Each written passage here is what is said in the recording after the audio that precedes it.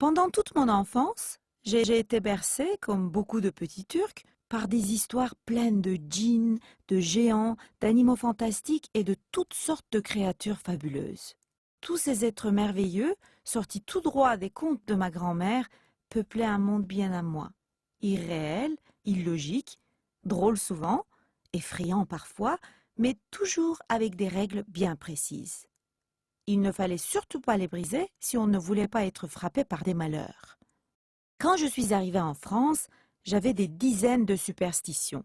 Mais j'ai assez vite compris que si je ne voulais pas passer pour quelqu'un de bizarre, il fallait que je trouve un moyen de dissimuler mes petites manies. Pour certaines d'entre elles, c'était facile. Par exemple, à chaque fois que j'étais contente pour une raison ou pour une autre, afin de préserver ce bonheur, il fallait immédiatement que je tape 3 fois sur du bois, que je morde ma langue et que je marmonne Masha'Allah, un mot intraduisible qui protège du mauvais œil. Mais ce rituel pouvait rester discret. Ou encore, je pouvais ranger impeccablement mes chaussures en prétextant que j'étais quelqu'un d'ordonné.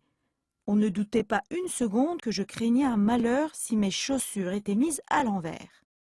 À la cuisine, la tâche se compliquait déjà. En Turquie, je n'avais jamais pris un couteau des mains de quelqu'un, de peur de me fâcher avec la personne. Mais en France, impossible de refuser une main tendue avec un couteau.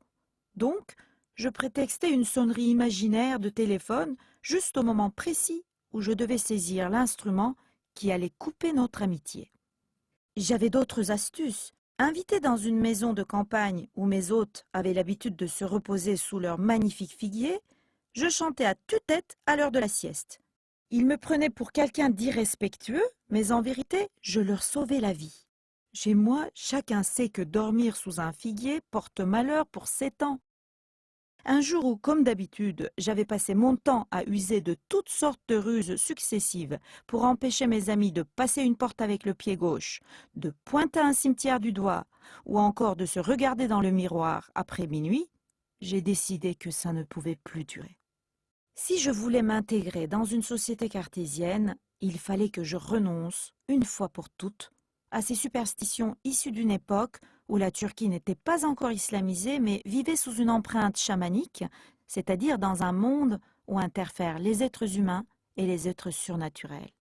Courageusement, je me suis débarrassée de toutes mes manies orientales une par une. Et figurez-vous que j'ai réussi. Mais je me suis rendu compte que petit à petit, copiant mes amis français, je commençais à faire de drôles de choses. Moi aussi, dorénavant, je me refuse à passer sous une échelle. Et depuis un certain temps, je me méfie des chats noirs.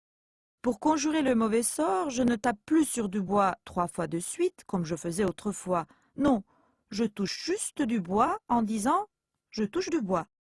À ma grande surprise, ces mêmes amis français, qui s'étonnaient de mes folles traditions orientales, trouvent parfaitement normal que je donne une pièce à celui qui m'offre un couteau pour ne pas couper notre amitié, que je me garde bien d'ouvrir un parapluie dans une maison, que je n'oublie jamais de dire merde aux étudiants qui vont passer leur examen, et que je veille à ne surtout pas prononcer les mots corde ou lapin dans un théâtre. Je n'ai probablement pas fini mon apprentissage. C'est qu'un bon nombre d'esprits rôdent en France, même si les Français n'en ont pas toujours conscience. Vous ne trouvez pas ça curieux pour une société si cartésienne?